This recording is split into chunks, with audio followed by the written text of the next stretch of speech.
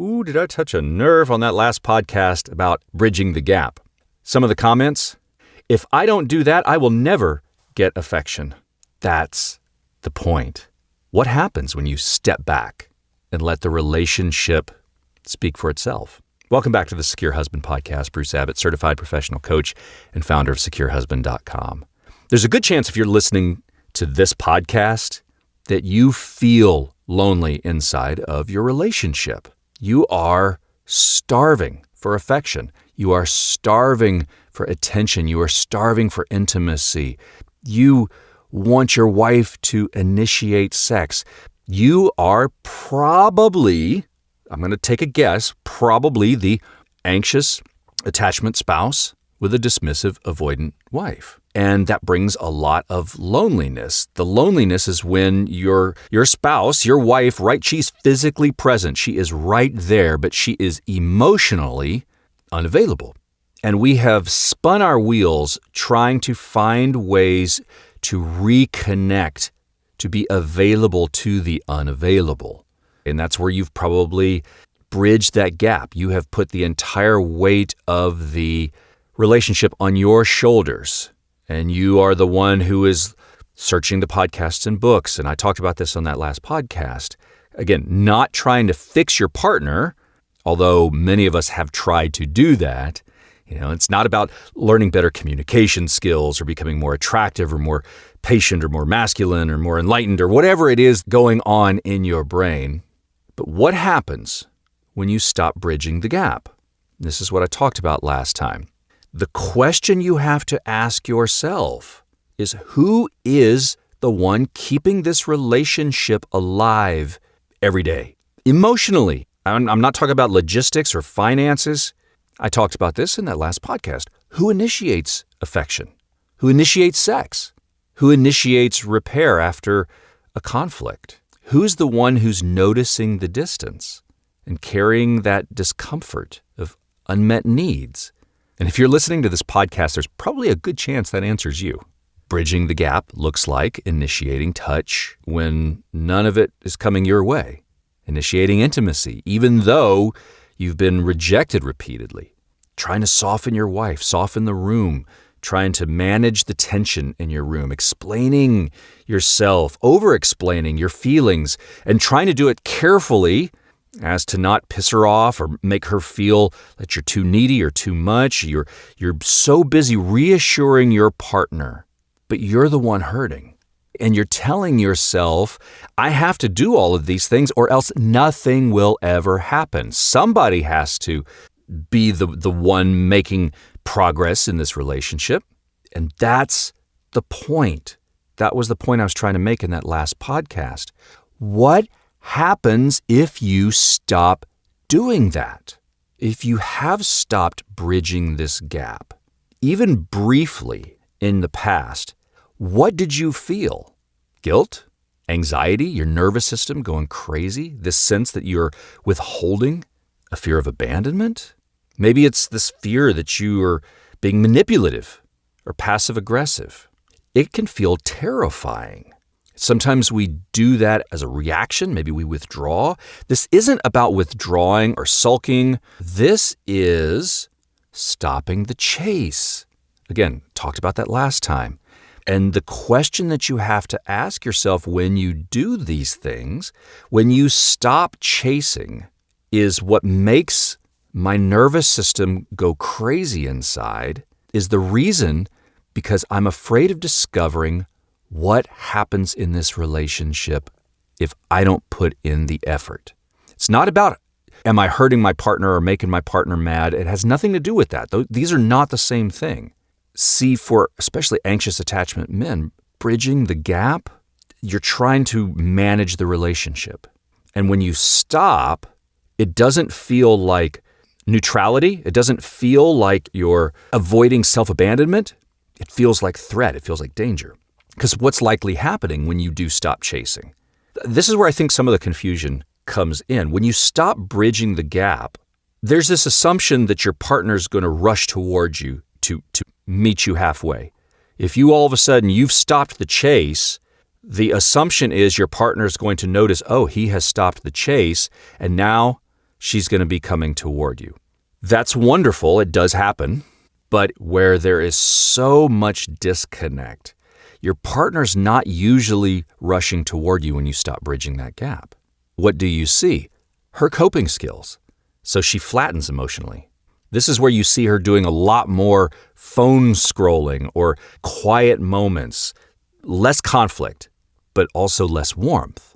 You're seeing more distance. You're not seeing less distance.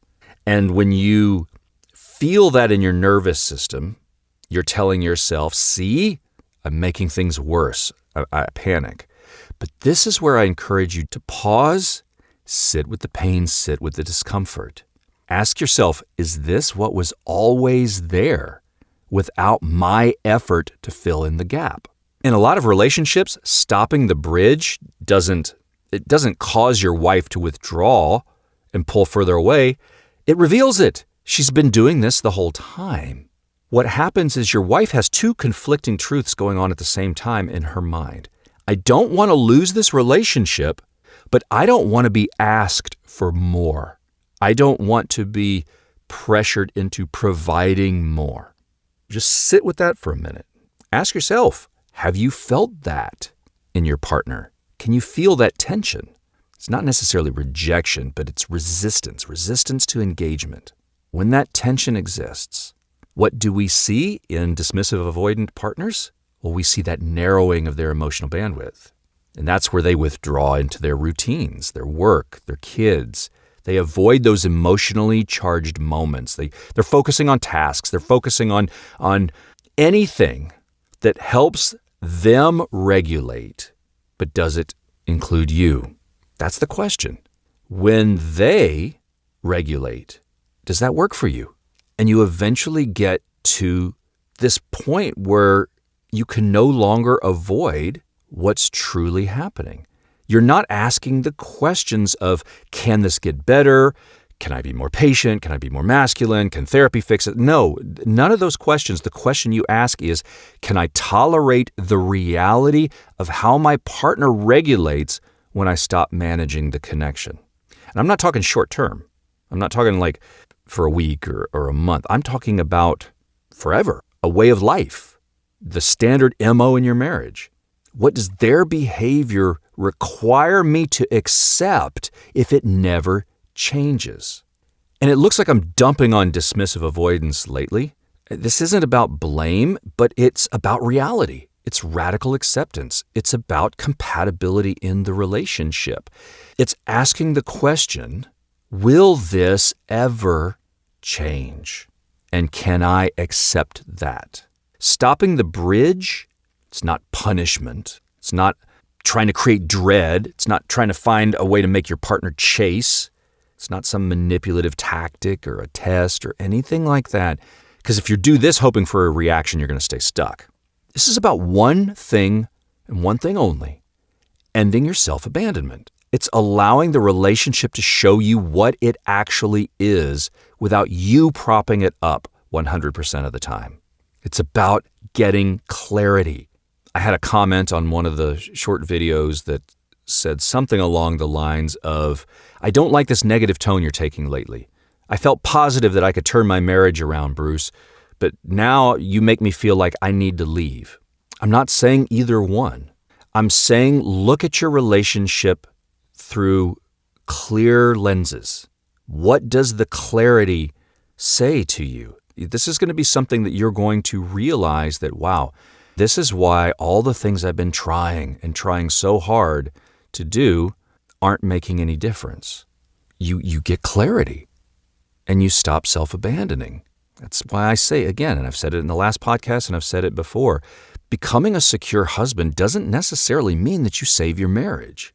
Becoming a secure husband sometimes requires you to make tough decisions for your own dignity and integrity and stop the hamster wheel of what should I do to fix this and just start asking yourself, can I respect myself in this situation that has no apparent signs of changing?